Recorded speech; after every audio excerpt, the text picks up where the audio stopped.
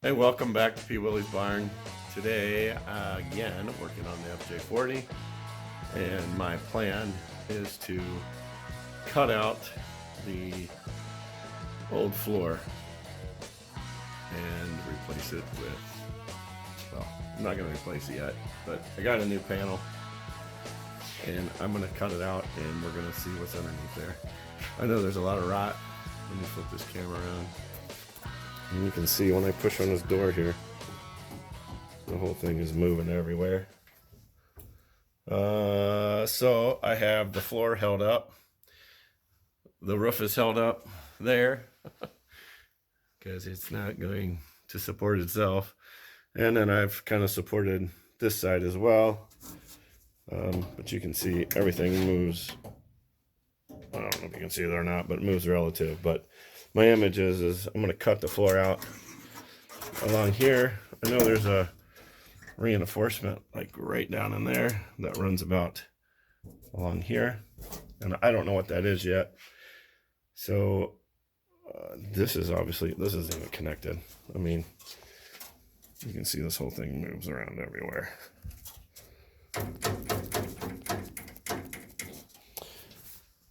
So let's get it out. And at the same time, that'll give me a chance to clean up the frame, do any suspension things that I can get to, and we'll just see what we got.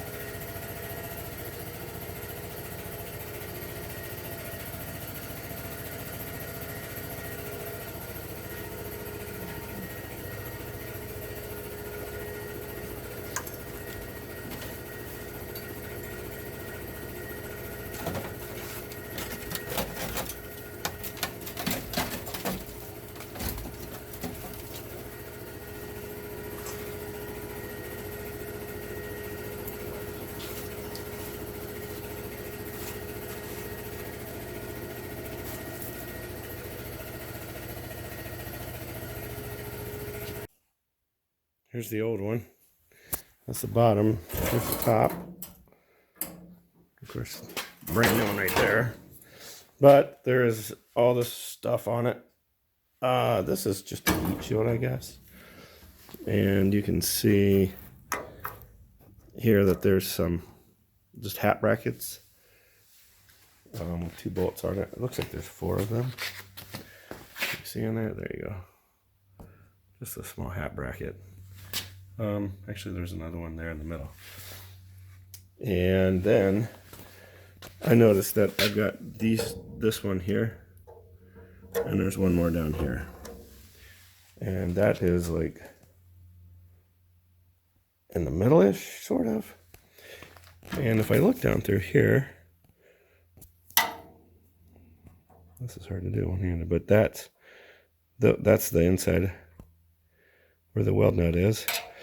My guess is that reinforcement that's here actually had this shape to it. So it probably came down here, angled and like that, and then those two, this bolt down here, those 2 bolts probably bolted right into that. What I'm seeing here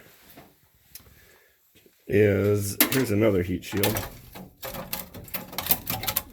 Not on there very nicely. I think that was welded onto this reinforcement, which I don't know if I'll be able to do it from underneath here or not. If I can see my finger there. That reinforcement runs down. You're not going to be able to see that very well. But basically, it only runs down from here's that lip, and then it runs across just to like in here.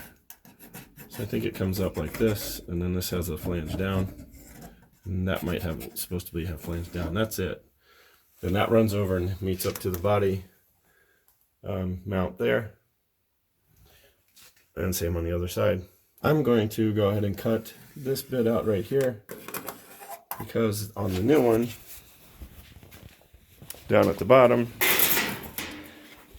you can see that it does have a lip. So I'll probably measure that, make sure I don't cut too much off, and hopefully I don't lose too much structure here, because that is actually doing a little bit of work to hold that up on both sides. But we'll give that a go. And I mean, you can see all the rust on this thing. I'm not seeing anything too critical. It's just surface rust. And I will grind that down and get coating on it. And if anything needs repaired, I'll repair it. But I might add welds to this stuff. Just put some tacks, some pretty decent tacks. And I've already noticed here, there's a lot of rust in between those panels. If you notice, I was using this was the blade I was using. And it just rolls.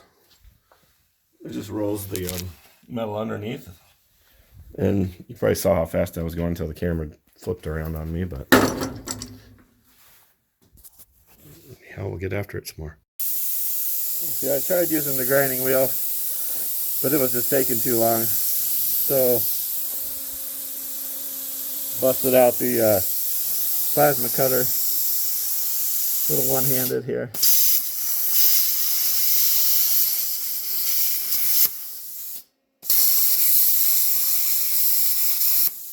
Easy peasy on that one.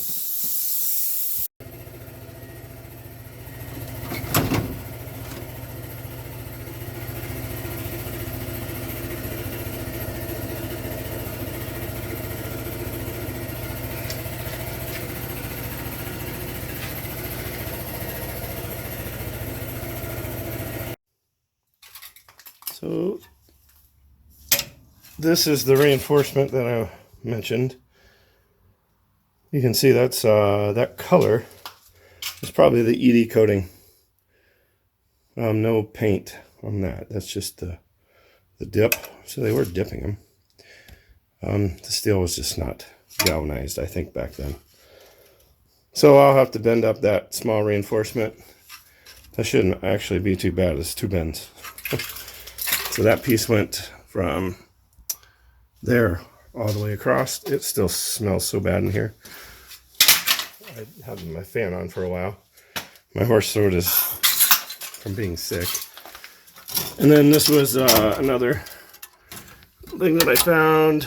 Basically, it's got the 2 tabs there.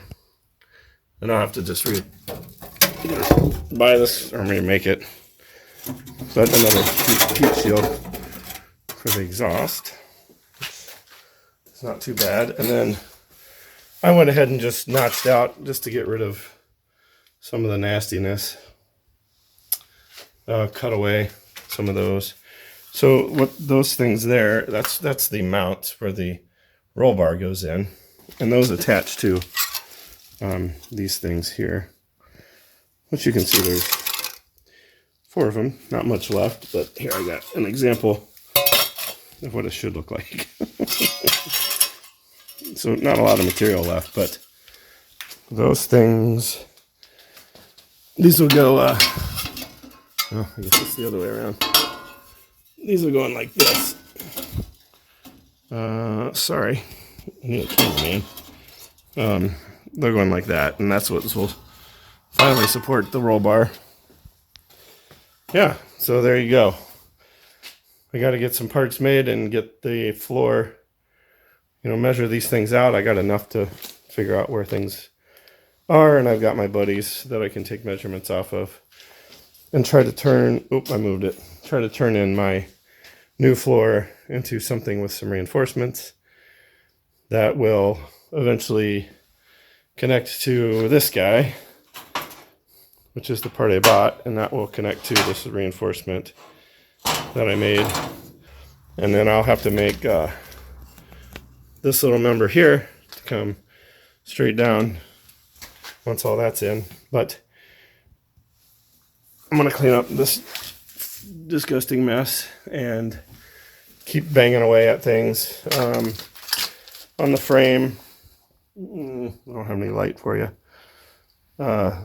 There's a little bit of rot in these cross members, these Y members.